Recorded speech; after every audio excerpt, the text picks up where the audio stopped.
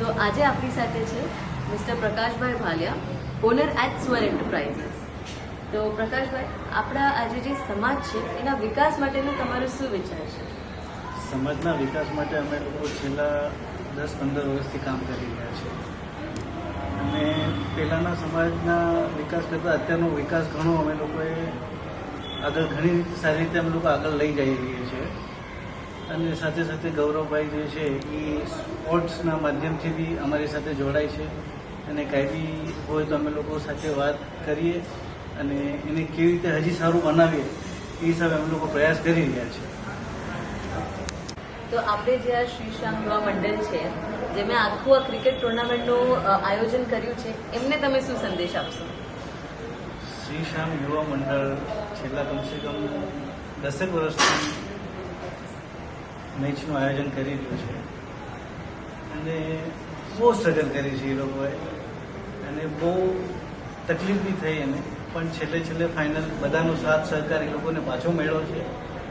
અને એવો સંદેશ છે એ લોકોને કે આગળ હજી આનાથી બી સારી ટુર્નામેન્ટ કરે અને હજી આગળ એ લોકો વધે અને બીજા બી કાંઈ સ્પોર્ટ્સ ઇવેન્ટ્સ કરે એની સાથે અમે લોકો હંમેશા અમારો સાથ સહકાર એને આપશું.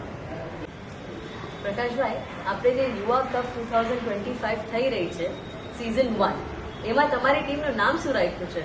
મારી ટીમનું નામ મેં રાખ્યું છે સ્વર પેન્થર. ઓહો. અને મારી પોતાની ફર્મ છે, એનું નામ સ્વર એન્ટરપ્રાઇઝ છે, એટલે મેં મારી ટીમનું નામ સ્વર પેન્થર્સ રાખ્યું છે. અચ્છા. અને આપણે ઓપ્શન માટેની શું સ્ટ્રેટેજી રાખી છે તમે? સ્ટ્રેટેજી બી કહો છો અને પૂછો બી છો. બધાને ખબર હોવી જોઈએ ને. સ્ટ્રેટેજી અમે ડાયરેક્ટ ઓપ્શનમાં દેખાડી દઈશું. ઓકે. તો પ્રકાશભાઈ, તમારા માટે મારો નેક્સ્ટ સવાલ કે આપણી જે યુવા પેઢી છે એમને આગળ લાવવા માટે તમારો શું વિચાર છે અને એમને તમે યુવા પેઢીને શું સંદેશ આપશો? અત્યારની યુવા પેઢી તો એકદમ સ્માર્ટ છે અને તો બી અત્યારે યુવા પેઢી જો સમાજ સાથે જોડાય અને સમાજને એ લોકોની અત્યારે બહુ જરૂર છે. આપણે જો સમાજની સાથે જોડાય અને યુવા પેઢી આગળ વધે તો એની સાથે સાથે આપણો સમાજ બી આગળ વધશે.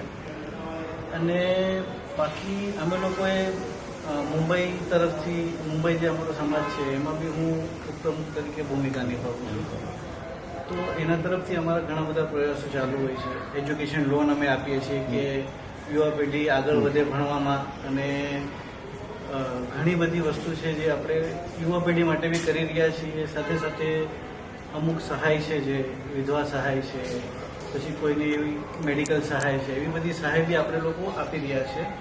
સમાજ સાથે યુવા લોકો જોડાય એટલે એ વધારે સારું છે આપણા માટે. એક બોન્ડિંગ થાય. ઓકે. પ્રકાશભાઈ, આ મારો છેલ્લો સવાલ છે તમને. આપણે જે તમારો બિઝનેસ કીધો સ્વર એન્ટરપ્રાઇઝીસ, એના બારેમાં પણ થોડા આપણા વ્યુઅર્સને જણાવો. સ્વર એન્ટરપ્રાઇઝ એક કન્સ્ટ્રક્શન કંપની છે. પહેલાં હું ઇન્ટિરિયર ફિલ્ડમાં હતો અને હવે હું કન્સ્ટ્રક્શન ફિલ્ડમાં બી આવી ગયો છું.